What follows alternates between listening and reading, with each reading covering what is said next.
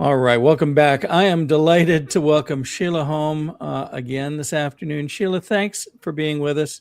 What an amazing few days, both here in Georgia and across the country. What do you think? I love it. People keep saying there's nothing happening. You just can't say it anymore. You just can't say it anymore. Yeah. In fact, we have such great things happening because now in Minnesota, he's making Minnesota the template, and he just did something really phenomenal. There's a very interesting video you pointed out. You want to begin with that, and then you can fill us in. How about that? Yeah, if you share the video, then I'll tell you what the video is about. It's really exciting. All right, here we go. Voice of the Lord, saying, "Whom shall I send?"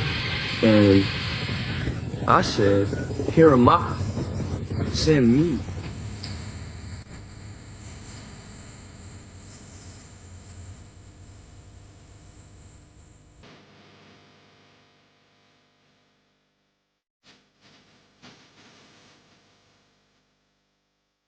All right, I'll turn the volume down on here. Why don't you fill us in on what the impressions were coming out of Minnesota?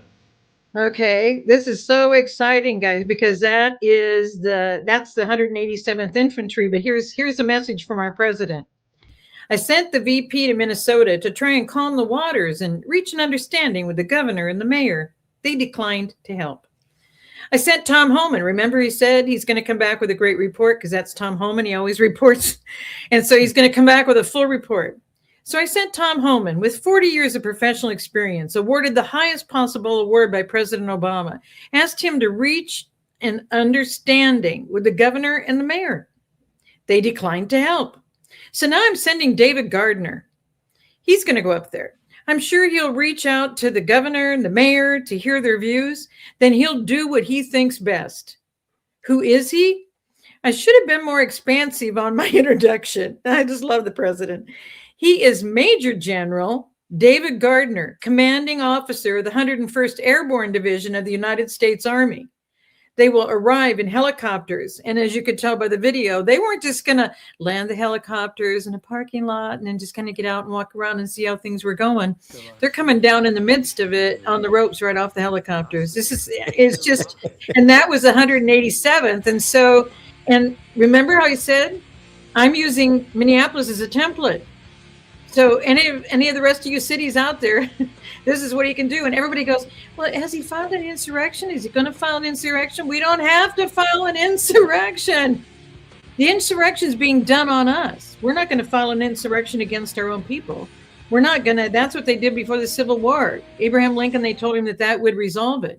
You go into an insurrection, you cause the uprising, it turns into a civil war. It doesn't stop until hundreds of thousands are dead, like more than 700,000 in the Civil War, lost their lives, and then realized we're not winning anything. We're not doing anything. We're just our guys are dying. So they stopped and went home. They were starving at that time too. There was no funding for any of this, except from we the people, and we the people weren't going to fund to keep killing each other. So it ended, and that's what we do not want.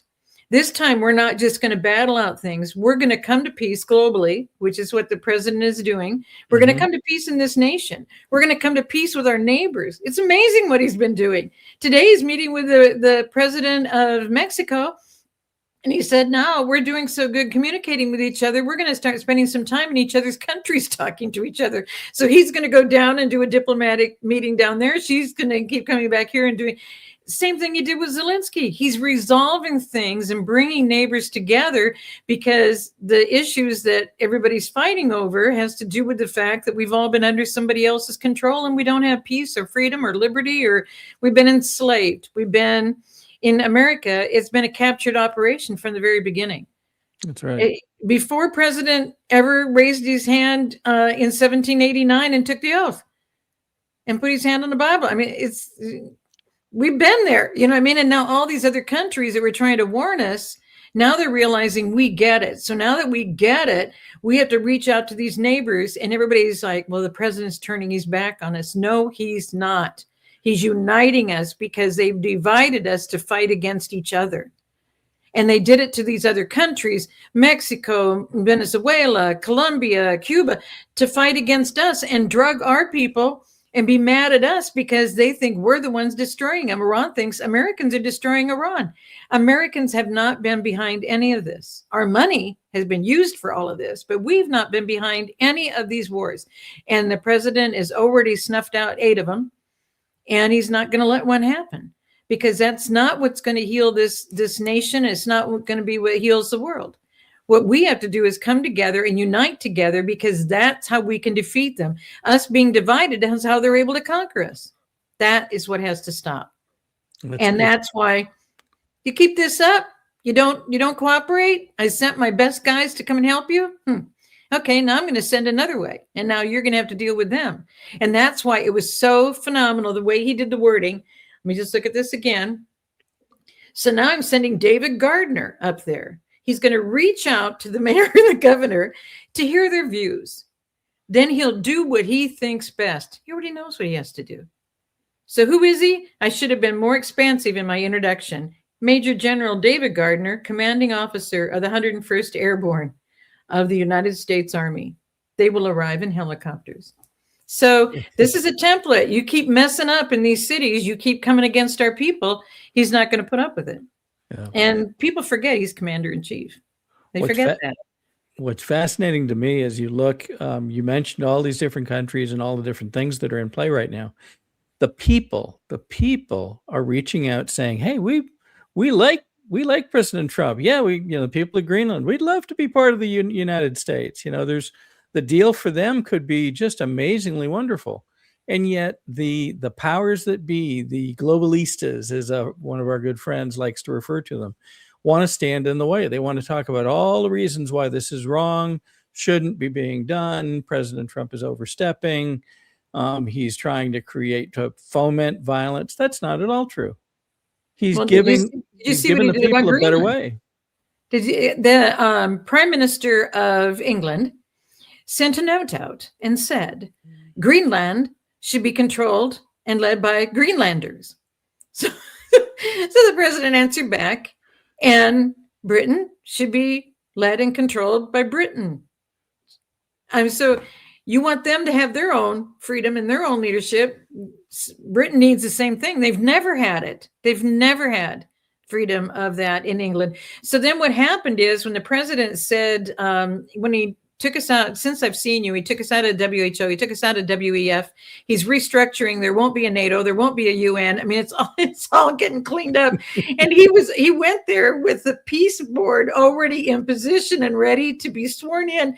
And they were all sworn in. Caroline Leavitt, the press secretary, got all the paperwork handled. She leaves the stage, he shakes her hands, he leaves the stage. And the people are sitting out there going, what just happened? We're at WEF. What just happened? Do the currencies change? Everybody's looking at each other. So then what happens is, oh my gosh, we're at peace. Yeah. So they want to pay him back. So did you see what they did? They sent all these troops in to say, we're going to protect Greenland. We're going to, and all these troops go there. And President Trump says, if you don't leave Greenland alone, I'm going to put your tariffs to 100%. All of those nations had their army equipment and they were rocking and rolling through the streets in Greenland. They all left within a couple hours of him making the announcement. And even that having been stop and leave. Yep. Even that having been said, the number of troops that some of them sent was, bizarrely small, 16 or 20 people. And they're going to stand up to the U.S. Army. I remember seeing, I think it was Denmark sent some troops in, or somebody sent some troops in. They didn't even have the proper clothing for Greenland this time of year. I mean, they'll freeze to death up there. Mm-hmm. I mean, it's fascinating. Well, only a few people. There's only a few people in Greenland. I think the maximum population of Greenland has been 30,000 at max. Now that you mentioned the cold, have you noticed President Trump walking toward a mountain with a penguin? Mm-hmm. And then every division of our military, all with their backs walking toward, I think, the same mountain in the background with a penguin. Right. Okay. It's because of the penguin unit. Have you guys talked about the penguin unit? Not yet. Okay. Not yet. Fill us in on what you know. Well, the penguin unit is a specific military unit. Now, remember, I think we've gone over this a couple of times when they kept calling him Orange Man. Mm-hmm. That was code. And he was wearing like a tanning thing or whatever when he did his speeches, and he had that orange kind of glow. Yeah, And people yeah. go, why does he do that? Why does it look like that? It's all code. People didn't understand. And I said, God, I don't know what this is. And God said, look at Mandarin unit. These are military units that are being activated by him doing these things. So the Mandarin unit, go ahead and everybody go ahead and do your research too, so you know exactly what it is. It's very thorough. It's very specific, and the examples of how profound these soldiers are will absolutely knock your socks off. I mean, just absolutely knock your socks off. I could give you an example, but we got so much to get into today. So Mandarin unit is the unit who has studied every single warring, fighting option globally. Everything they use in the Far East, everything they use in the Middle East, everything they use everywhere in the world.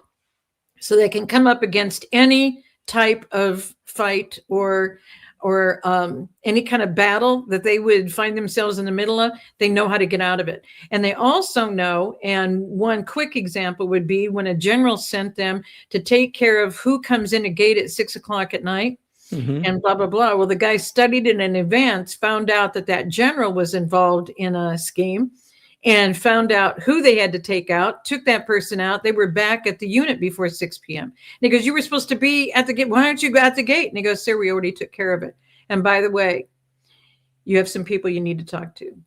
Do you see what I mean? So that's how brilliant this unit is. So now let's come to the Penguin unit. This Penguin unit, and now people are comparing it with a Penguin Lodge down in Antarctica that Admiral Byrd set up. Yeah. But this Penguin unit, the specifics about it we need to know right now is that we're not going to just defend Greenland. We're not going to just defend up in the north in Canada and in Canada, because they're in a whole different kind of winter climate up at that top part of the world. Right. And so what this Penguin unit is, it's a unit that's trained on all of the measures, equipment, everything needed when you're in extreme cold conditions. What's Minnesota going into, being right up at the Canadian border where they're battling things now? Extreme cold. So is Michigan and others. Yeah. And New York and Maine. Remember, they're now saying, yeah, guys, don't forget Maine. Maine's in trouble. And that's why I've been retweeting things and just putting ME for Maine, MN for Minnesota. And that's what I've been doing, because we've got to stay up on these areas. And I want you to know, if you're from Maine, here's what's happening in Maine. It's ME and it's in my Twitter feed. And then here's MN or CA for California. Because when the Somalis were coming against and we were finding out all the daycare stuff and the senior stuff of all the fraud with them in Minnesota, here's California, and the Iranians are in California doing what? Daycares in the 40 and 50 millions. And so I did a California one where a guy did daycares only. I didn't hear anything about him doing senior housing or senior medical. Because what they do is they buy these really huge homes, and then they put seniors in each of the bedrooms and charge them the fee that they would pay at an assisted living, thousands of dollars each a month. Wow. And so, but again, it's all fraud. And so anyway, it was 42.1 million, I believe. And they caught him out on the street getting into his car. And I forget the brand of the car, but it's a very, very expensive. I mean, we're talking hundreds of thousands of dollar car where the doors come up on the side and it's all done in unique leathers and everything else. And so anyway, he was getting into his car when they stopped him and asked him about it. But everything we're witnessing ties back to Congress. Everything we're witnessing is because they have the checks. They're giving the money. Why? Because then the money funnels back to them. It's no different than Ukraine, Israel, all these other things that we've been funding. It comes back to them. And it's coming from us to begin with. It's coming. All of this is coming from us. All of this is coming from us. And they're the ones that have the ability to keep doing this. This is why President Trump stopped funding sanctuary cities. Did you know? I think I sent the pictures to you. We may have shown it in the last program. Walls, Governor Mansion, has been flying a Somali flag. There isn't an American flag with the Somali flag. It's only the Somali flag because he has compassion for them. And that's and an investment, probably. Oh, yeah. They're all connected. In fact, I sent out a picture. This is also on Twitter. I sent out a picture in the last few days. Tim Walz and the gal that's a candidate to be a state senator in Minnesota. I already sent out Laken Riley. No, say her name in capital letters. Mm-hmm. As soon as I did that, somebody sent me the picture of the woman that she didn't drive over his body. I don't know why you guys are mad. She didn't drive over him. He was able to walk. She didn't drive over his body. And She that's just hit all him the with her media car. said. Yeah, just hit him with her car. So then after I sent the picture out, someone studied the rap sheet. And this is also on my Twitter feed. They sent this long rap sheet of this woman. And she's got all of these arrests that she's had. And because of that, somebody knew her, found out she's in a training session on how to take out ICE, how to resist them, how to protest them, and how to destroy them, and ramming cars. Next thing you know, as soon as that goes out, here's a video coming out from the ICE team, and they're showing where people are trying to be stopped and get them out of their vehicles or get them out of the way. If you're not being deported, if you're not being arrested, they're trying to get these vehicles out of the way. And these people start using their own vehicles and ram it backwards and hit an ICE vehicle, ram it forwards and hit another ICE vehicle. And so then when I sent all of that back out, then they said, well, didn't you know who's organizing all these protests? And I'm like, no. I have relatives all over Minnesota, and I've sent all of this out on Twitter feed. And here they are. This woman is running for state senate in Minnesota, right-hand person, tight with Walz. Tim Walz, the governor. And she is the one organizing these and making sure people do the training programs on how to resist and protest and do these things to our ICE agents. She's the organizer of the protests and getting people to take the trainings to know what to do in these protests to come against our ICE agents because it's a sanctuary area. And to your point, it's not just one area. There's video now that's come out of people going through very similar training, how to battle, literally hand-to-hand combat ICE agents, and they're training them in a church in North Carolina. And then while I know you had other meetings going on through part of last week. During that time, one of the investigative reporters here in Atlanta found a Somali center, a resettlement center, if you will, to assist Somalis finding where they need to be and I guess work and other things down in Clarksville, Georgia. And so this is all over. Now, before we get too far into this, I want to remind folks, and I think it's very critical, that when we see these conflicts, you have to be factoring in this is being created. It's being created by outside influences, by funding, by the bad guys, we'll refer to them as, I guess, outside our best interests, trying to create this, but also trying to narrate for the American public, oh, well, this is the start of, this is us against us. No, it's not. This is not we the people against we the people. Well, let me tell you about Clarksville. Do you remember in 2015? I think it's in my books, and I think I mentioned it. I had not started the For the Sake of America series yet. God wanted me to go up to the mountaintop and gain a mountaintop perspective because I was leaving. I was done. And then I got the three words from the three people who worked with the three prophets that got the word and vision the same night. And they're from all different parts of the world. Two are Americans, but the other one was from Wales in England. I'm sorry, next to England. It's a separate area, but they consider it England. So it's Wales. And those three men sent their people to give me that word and vision. Well, they knew from God to do that because the three men died within a year of me coming. February 2014 was the first one, and then August was Arthur Burt from Wales, and then John Paul Jackson was in February of 2015. And so by May of 2015, I went to this wedding reception, and the man's was the third one who was with Prophet Bob Jones, not the Bob Jones University High Noble in the Knights of Pythias, but the other Bob Jones. And when he told me that, I was in tears because it's like, you've sent all three to me? I don't, because they all knew that it happened. And then they were all told, because those men died, how to find me in Georgia to carry this on and tell people about what God was doing for the sake of America. And so that's how all of this started. And where was I sent? I thought to Cornelia, which has the 7 highest points, mountain points, because God said, I'm sending you the mountaintop. And Cornelia has the seven highest mountaintops in Georgia. But when I got there, I wasn't going there. I was going to a town called Baldwin, and I was going to take care of somebody's dog, and I ended up in a house with cats, and I was allergic. And so I'm like, God, this has to be wrong.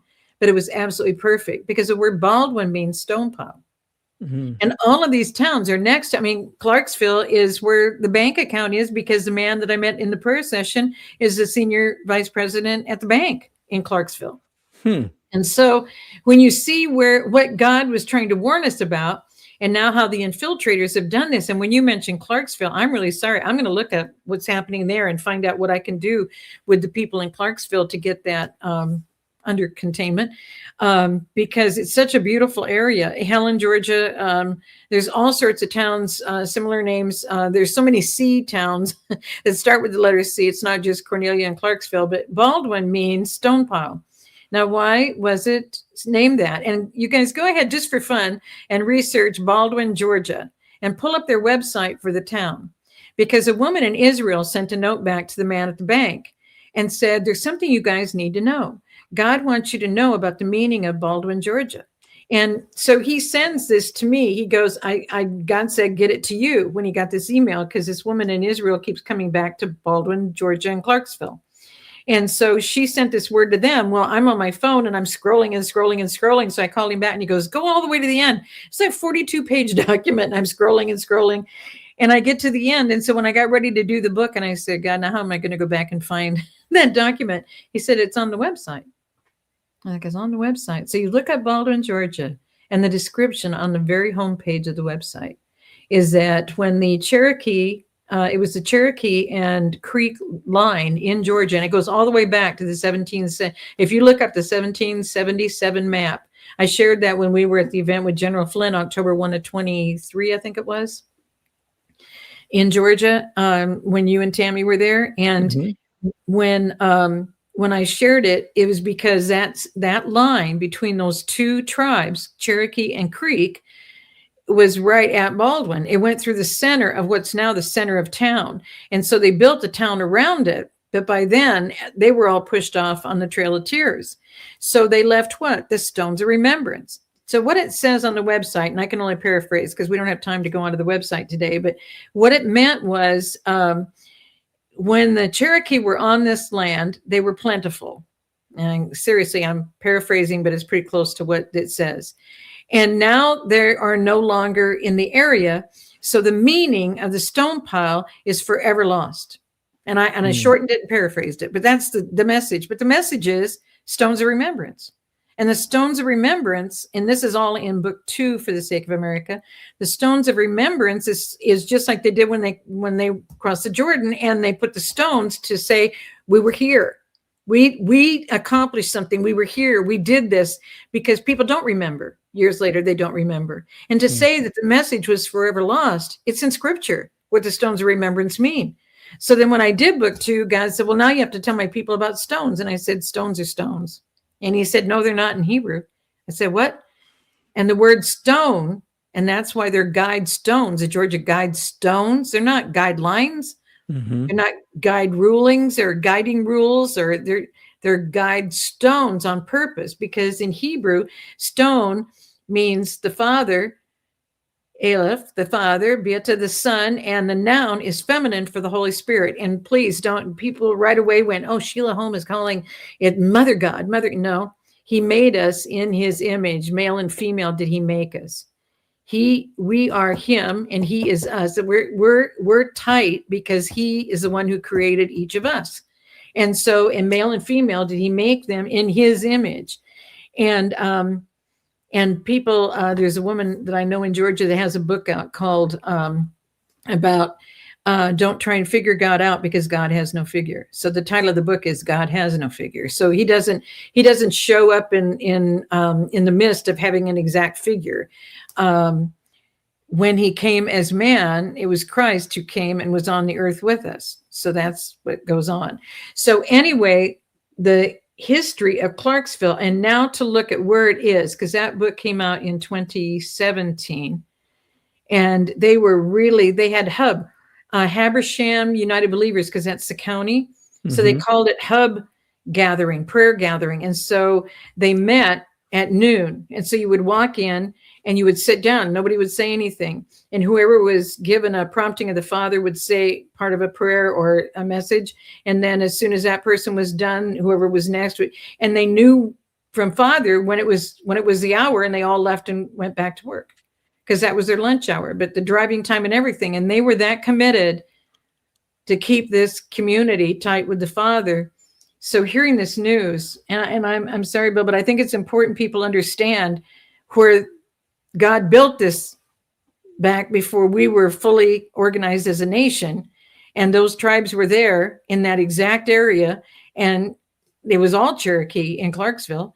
And the Creek met them at the center line of what's now Baldwin. And so that line is right there. And we've lost who that community is just, wait a minute. But doing it in a church, we've been discussing this, Bill, where that's what Constantine did. He put us into that Gentile worship, and that's why the grooming of the children. So I'm so thankful you brought that up. I didn't know that happened, but I don't know if this is a good point. Maybe we should bring up where I was, that I missed this when I was in Florida for. Please do. Before we're done too, I want to spend just a few minutes on things that have happened here in Georgia just in these last 24, 48 hours. And then two, as you say, the notion of church has been betrayed, I think I'll call it, by, you use Constantine, the other changes that were made hundreds of years ago, thousands, I guess, technically. There's a couple of things there, and some of that is borne out through things that have happened just in these last 20 years. We'll come back to both of those, but tell us about your travels last week.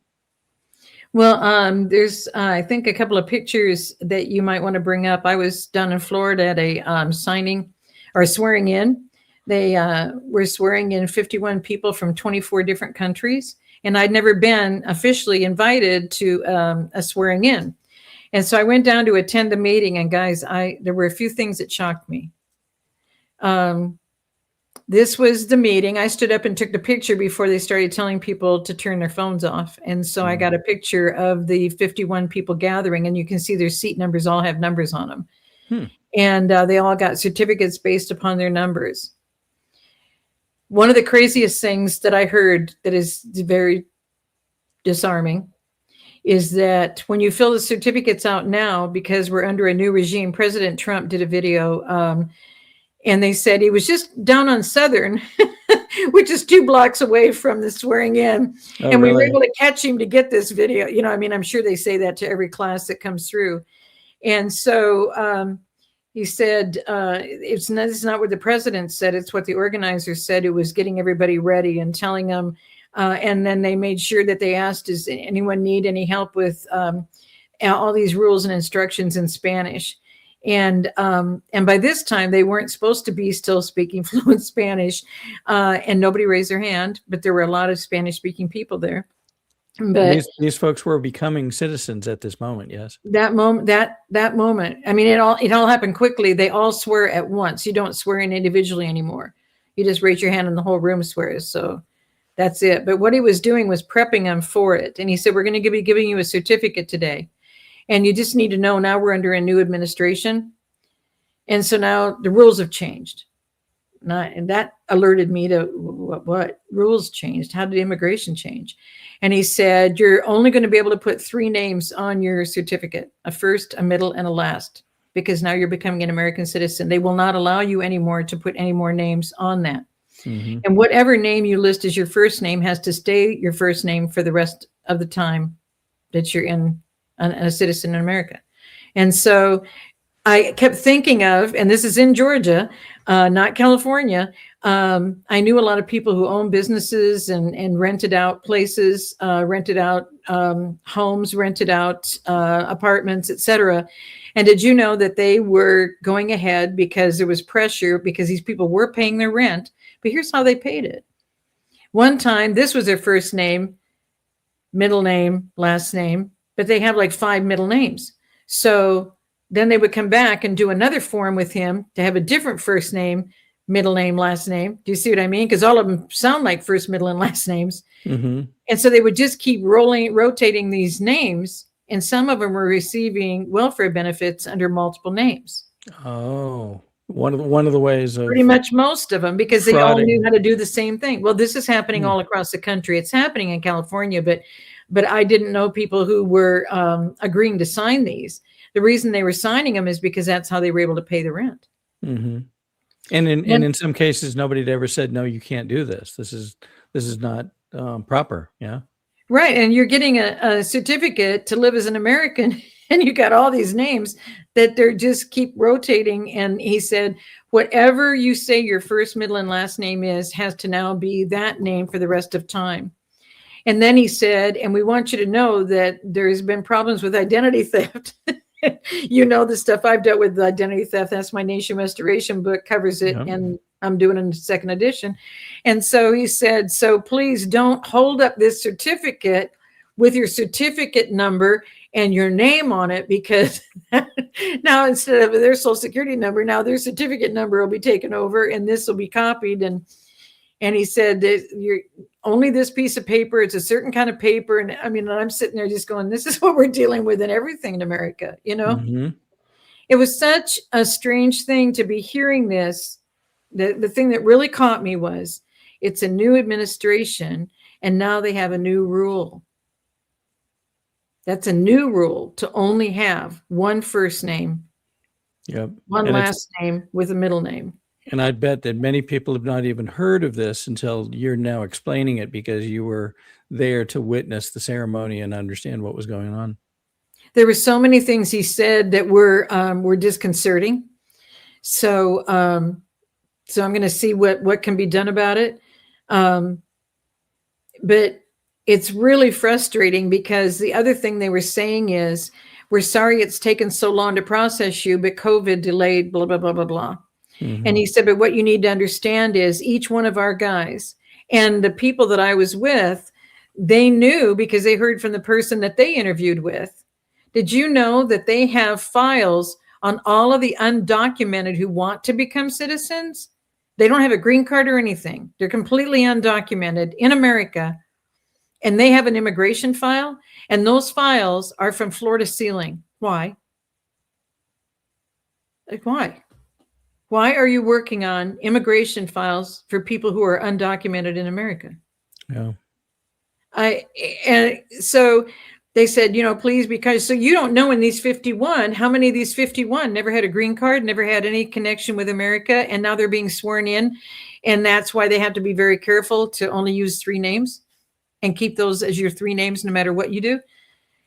You guys, the combination of this, it was a very, very, very unique moment for me. It was all the getting in the building was about, and getting in the room was about half of the time.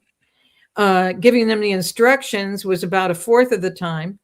And then once you gave them the instructions, they stood up, they swore to the oath, and then the message from President Trump. And then there was another picture where it said, I'm an American citizen. Huh. Now, did these folks seem to take this as seriously as it sounds like it should be taken? When they were swearing to this, they were indeed swearing. Yes, some of them were extremely emotional. And some of them were in business suits and didn't really care, just went through the motions. Yeah. But the amount of people that were highly emotional probably was a little less than 50%. The person that I was witnessing was extremely emotional, extremely excited, so passionate, so appreciative, but paid the dues and for years, and it's very expensive. You have to have a sponsor. But who's sponsoring the undocumented file people that are coming in and having the same appointments with the same interviewers? There's so much we have to deal with, just so much. Well, how many people? And there's so much we have to deal with today, and look what I'm doing. But this was such a big day for me. It just was Well, it was amazing of you to extend yourself, and so you were sponsoring one of these folks. No, no, Oh, I was personally invited. wow. Her husband's sister, he was a sponsor. The husband's sister had just passed away. And when I heard the story, I said, if you need someone to encourage you and get you through these final days of this process, because everything is negative as you go through all the interviews. Everything is like, we don't know. Everything is like, we don't know how long it's going to take. Everything, we were going to pencil you in for December 12th. So all of their relatives went and got flights to come in on December 12th and be there for this. And I was going to be there on December 12th. And then they didn't even communicate after they said that was the date. And then boom, it comes January 22.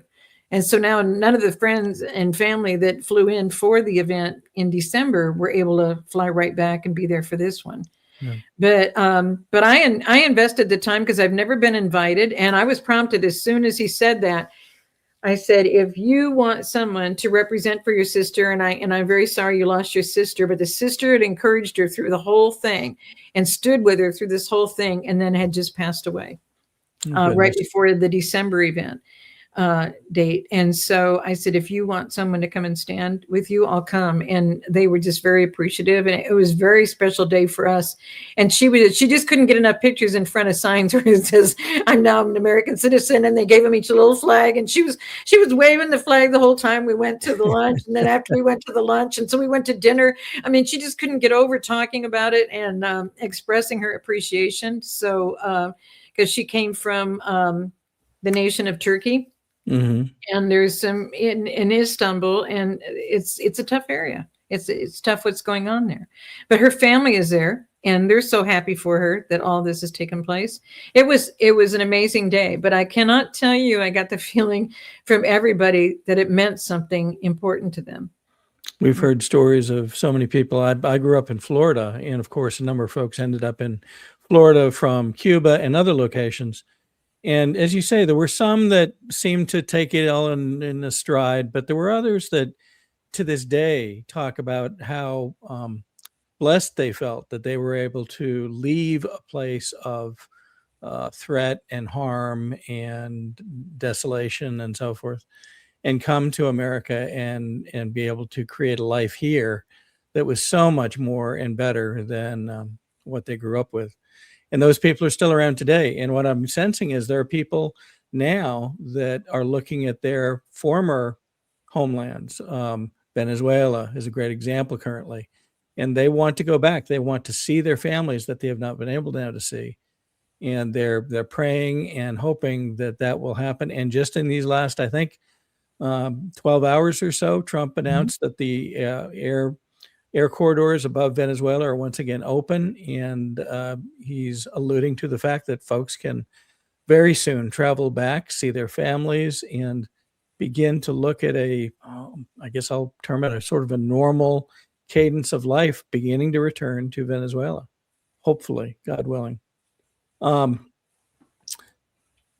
Gosh, what a wonderful story, and so such a kind thing for you to do to help and sponsor, be there to support these folks. You just forget it's a 10-hour drive each way. That's without gas stops. Is a 10-hour drive each way to get back to West Palm to make this happen. But so grateful to have heard it all and then see what Father wants me to do about what I heard. So here in Georgia, we had just an amazing time yesterday. Word came out early afternoon that FBI had approached and was entering the Fulton County election, one of their offices in Fairburn. Now, this isn't the main office, if you will. It's one of the quote unquote satellite offices, but it's where they have warehousing where ballots and other goods would be stored following an election.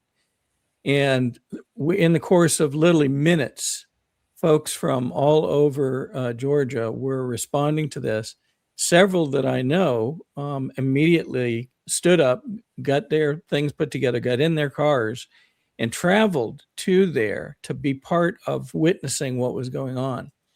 And they saw things like this: crime scene tape around the facility, FBI vehicles, FBI personnel, front and back. There's a video I will probably append to our discussion today. I won't take time to show it right now, but it'll be at the end of this video, showing the agents actually entering the facility and bringing in amazing types of equipment. But once you realize what they had to be prepared to do, they didn't know what they were going to face going in here. The things could be locked up behind barred doors, behind chain link fences, behind locked file cabinets.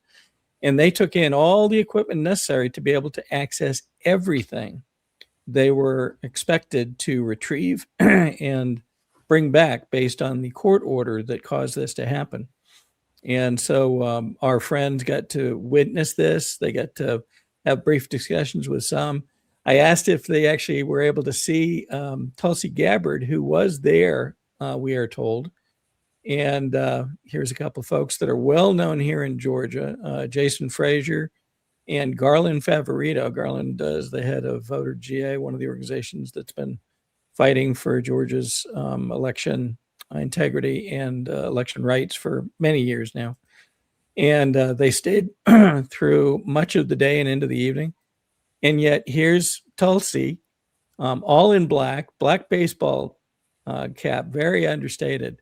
And yet they caught her. They didn't see her, but others did. And so she was apparently there and supervising the proceedings. So much is happening here, and it's in some ways it almost surprises me. We, based on your discussions with me and others, with our common friends, it's felt like the first nut to crack might be, getting Tina Peters freed and everything that she knows beginning to come out. But then it, like many things, here comes a surprise, and the fulcrum, it now appears to be, is this thing going on in Fulton County. So they have retrieved what we are told is hundreds of boxes of ballots and other documentation surrounding the 2020 election. Maybe a lot more, we don't know.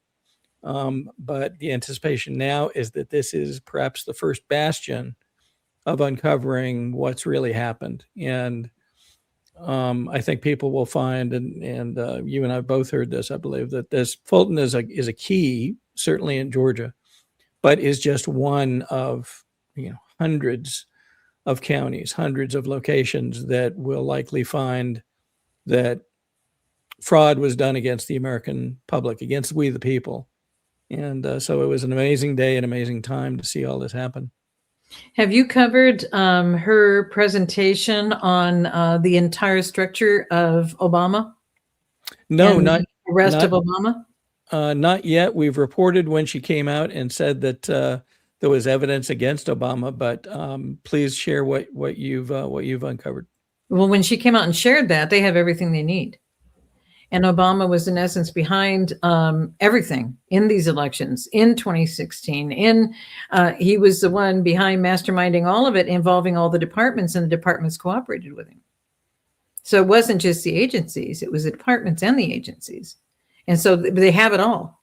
And remember, the president told us, even back in the first term, which is 2017 forward, he told us, we have it all, we caught them all. I think in light of all of the things going on, and you know what I mean by that, the fake news, the Comeys of the world, all of the bad things that went on. It's called the swamp.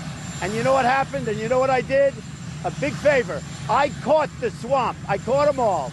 Let's see what happens. Nobody else could have done that but me. I caught all of this corruption that was going on, and nobody else could have done it. Sidney Powell said, release the Kraken. And I think we've already revealed that on our interviews, is that the Kraken is a supercomputer that has all these elections going way back. They know exactly how this fraud has been coming forward and how it's been expanding and how they've done it. And everybody goes, why aren't they arresting anybody? Well, let me tell you, they know exactly who's involved. They're letting them recommit the crimes, because when you are informed about the crimes, because it's always been okay to do what they're doing. They've been doing this for many elections, but our military has the whole thing in the Kraken. It's a supercomputer that Obama insisted had to be decommissioned, and our guys on purpose didn't decommission it. It's located out in Oak Ridge, and it's still functioning, and it has all the details. And that's why when Colonel Waldron was questioned in Pennsylvania at the hearing back in 2020, he was saying, what you need to know is that our white hats have everything. And the Pennsylvania guy that was running for governor, I'm not remembering his name right now, but anyway, he said, no, sir, what did you just say? And he said, our white hats have everything. Sir, what did you mean by that? And he said, our white hats have everything. And so I don't know if this was revealed to people, but after 2020 happened, it had to happen. America had to see how bad this is. America had to listen and find out we've had war crimes against us to overtake our nation from other countries, including our Five Eyes allies. And so here we're sitting here and all of this is happening to us and we don't even know. We keep doing these elections and people got a lot of apathy going about the elections. It doesn't matter. They're going to still get their guy in. That's what they were doing. They were going to get him in. And that's why they're replacing you. The replacement theory is now coming out strong. That's why there are so many Somalis to get the original Norwegians that built Minnesota. Don't you know they're the Minnesotans? My dad was Norwegian. So I can't do the UFTA golf tournament my cousins are in. It's UFTA golf tournament. And all the jokes are Oli and Lena and Sven and Olga, I mean, it just, you can't let go of this once you've been raised Norwegian. And so they built that whole area because it's so much like Norway. It has all these lakes. You don't have fjords, but you have all these lakes, all this water around and all this cold. And they love that. They love to ski and they love to, cross country as well as, downhill. And they got all of it in Minnesota. And so now for this to have happened, but look at the attention. We never had attention on the north border, but I can tell you there's a lot of Somalis running San Diego. There's a lot of Somalis running the meat plants in Nebraska. I mean, everywhere I've been in my life and have family, there's Somalis running businesses and et cetera that shouldn't even be here. So with all of this going on, what did our guys do in every election? They were there. So after they committed the crimes the first time, they committed them the same way the second time in 22.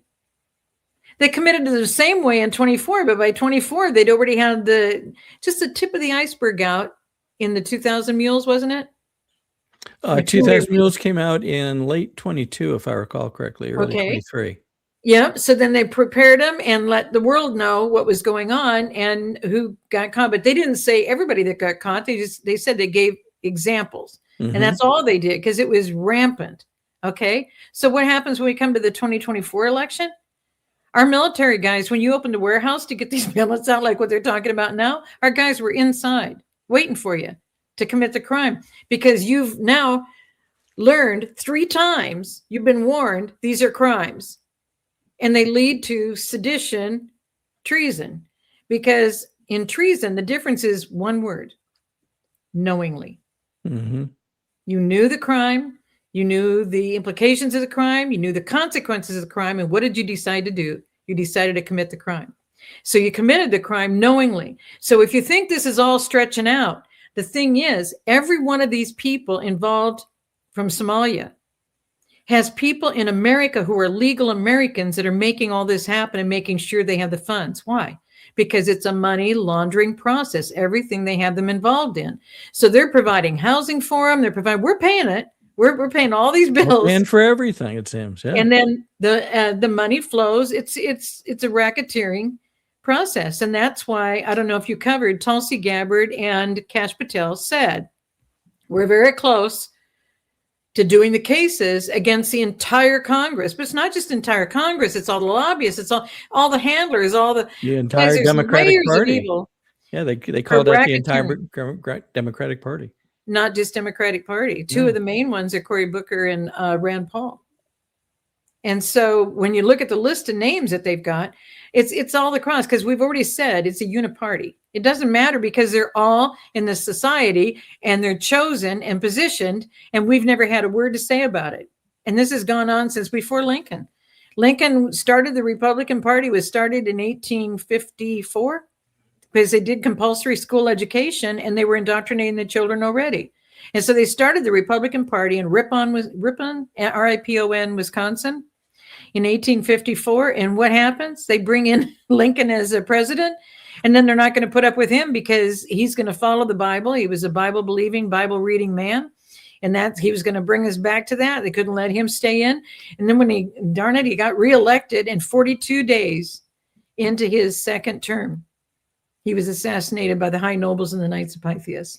The guys who are able to go back to Lincoln, and other bodies were put up on the gallows and hung. And so none of their games have changed. None of their games have changed. And the whole control over us has been from the very, very beginning. So I'm so grateful for this time we've had together today. And we should do this. We should do this again soon, because there's so much that we didn't get into today that we need to get into, but I have to jump. Well, there will be more, I'm sure. And I appreciate very much you making time to be with us, as you say. Well, and let's do it again. I don't know if you want to do it on the standard of a Thursday, because a Thursday pretty much almost always works for me. Well, let's try to do that. We had talked about trying to do one, a special format, perhaps in the not distant future. We'll try to do that. Just before we break, I wanted to show this to you. You brought up Sidney Powell, and just today, Ed Martin posted this photo with Sidney Powell. He's been posting a photo each day saying, "Good morning, America. How are you?" And there you go. There's Sidney Powell. And I thought, how interesting that would be today. So release the Kraken. Release the Kraken. Thanks so much for being with us. We will look forward to having you back very soon. I got to know one thing. Did you ever know the movie? Everybody said it was a movie about an octopus. We got to look that up. I never looked it up, because it's not about that. It's about the supercomputer. And everybody goes, "No, Sheila, it's about the octopus. It's a famous movie." And I'm like, I don't know. There is a video or a picture like that. As a matter of fact, they used the octopus symbol on one of David Clemens' movies, Let My People Go. So we'll do a little research. We'll talk about that next time. Awesome. Well, blessings upon you. And you guys, thank you for being so gracious with us and keeping us going and updating you, so that guys, we got to unite as believers and as people in America. If we the people want an America, we've got to unite against what's going on. We've got to unite. They've divided us every way they can. We've got to unite. Bless you. That's right. We'll see you next time. Thanks so much, Sheila.